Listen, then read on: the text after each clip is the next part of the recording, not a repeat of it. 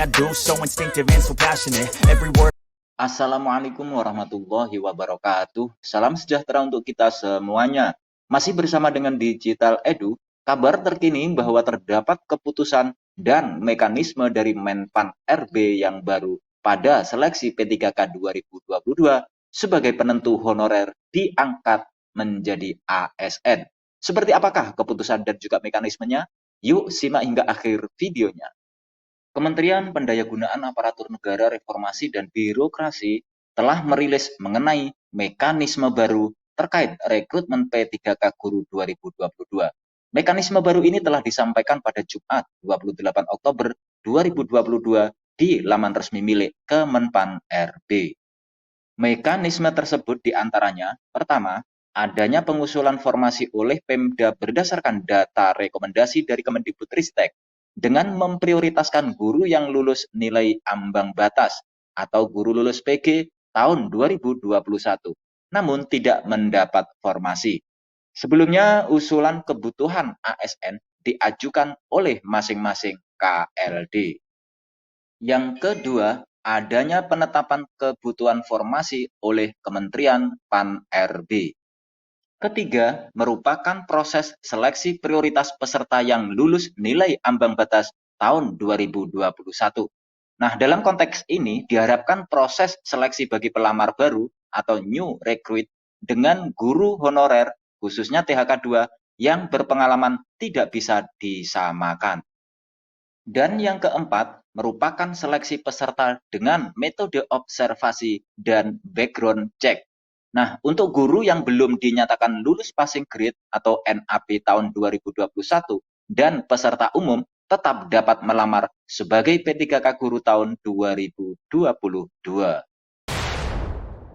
Sementara itu, terdapat kabar mengenai aturan baru yang dikeluarkan oleh Kemenpan RB.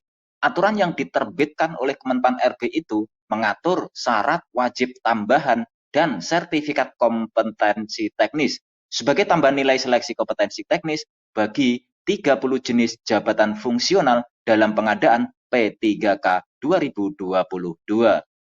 Daftar jabatan fungsional atau jabatan fungsional yang ditujukan syarat sertifikat kompetensi itu tertuang pada Keputusan Menteri Pan-RB nomor 970/2022. Nah, untuk keputusan Menpan RB ini bisa Bapak Ibu download pada link yang sudah saya sediakan di kolom deskripsi.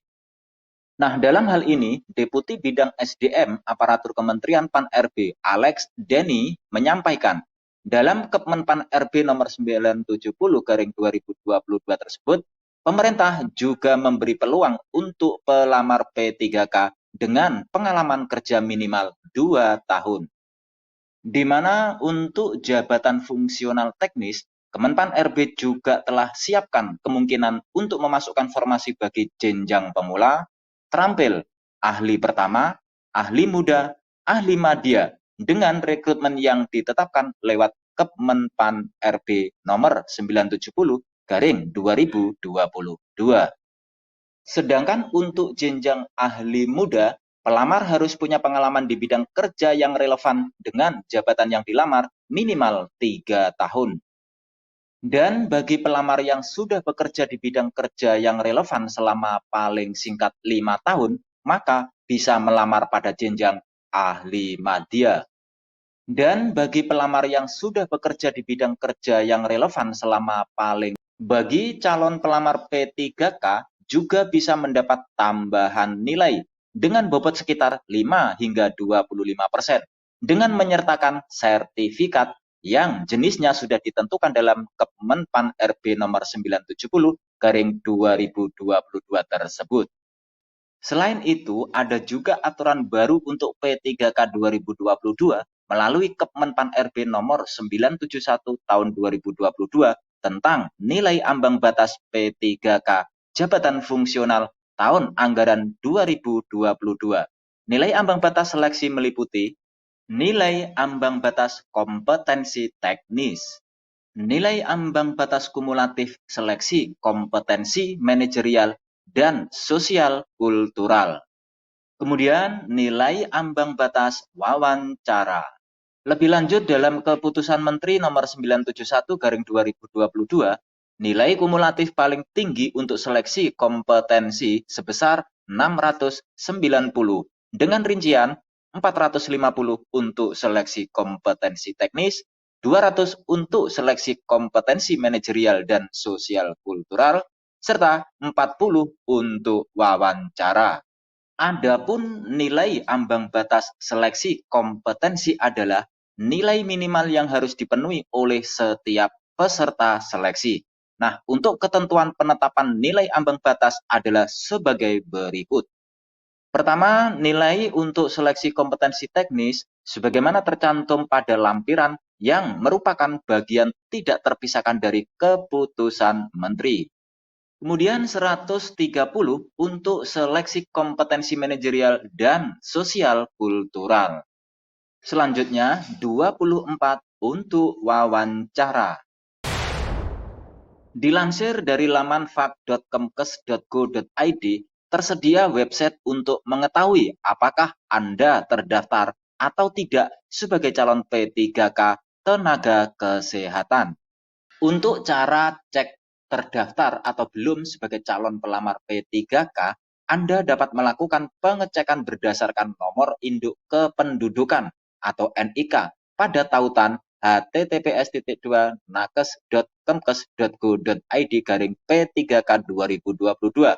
Berikut caranya. Yang pertama, buka laman https://nakes.kemkes.go.id/P3K 2022. Nah, untuk tautan ini bisa langsung Bapak Ibu klik pada kolom deskripsi sehingga memudahkan Bapak Ibu untuk mengaksesnya. Langkah yang kedua, isikan nomor induk kependudukan Anda. Setelah Anda mengisikan nomor induk kependudukan dan dipastikan sudah benar, maka masukkan kode CAPTCHA. Setelah Anda memasukkan kode CAPTCHA, maka langkah berikutnya langsung saja klik periksa data. Nah, jika Anda terdaftar, akan muncul notifikasi sebagai NIK terdaftar sebagai calon pelamar P3K. Segera lengkapi dokumen persyaratan calon pelamar P3K dan untuk info selanjutnya silakan cek FAQ. Namun apabila Anda belum terdaftar, akan menampilkan notifikasi NIK belum terdaftar sebagai calon pelamar P3K. Silakan cek FAQ untuk info lebih lanjut.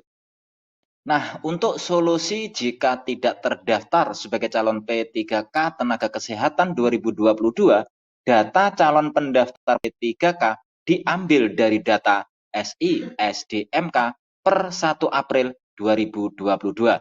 Nah, Anda dapat menghubungi tempat bekerja untuk mengklarifikasi penginputan data diri Anda pada SI-SDMK. Nah, bagaimana jika data sudah terekam dalam SI-SDMK per 1 April 2022, namun pada tautan pengecekan data tidak terdaftar? Anda dapat berkoordinasi dengan tempat Anda bekerja di Fasyankes, kemudian Dinas Kesehatan Kabupaten atau Kota, dan Dinas Kesehatan Provinsi. Nah, nantinya Dinas Kesehatan Provinsi akan berkoordinasi dengan Kementerian Kesehatan melalui Sekretariat Direktorat Jenderal Tenaga Kesehatan. Demikian kabar hari ini, semoga bermanfaat. Terima kasih sudah menonton Digital Edu. Jangan lupa like, subscribe, dan nyalakan lonceng notifikasi agar selalu update info-info terbaru dari Digital Edu. Semoga kita diberi kemudahan dan kelancaran dalam segala urusan, diberi kesehatan, rezeki yang berkah, dan panjang umur. Saya mewakili Digital Edu, mohon maaf bila ada kekurangan. Sampai jumpa pada video selanjutnya. Sekian, wassalamualaikum warahmatullahi wabarakatuh.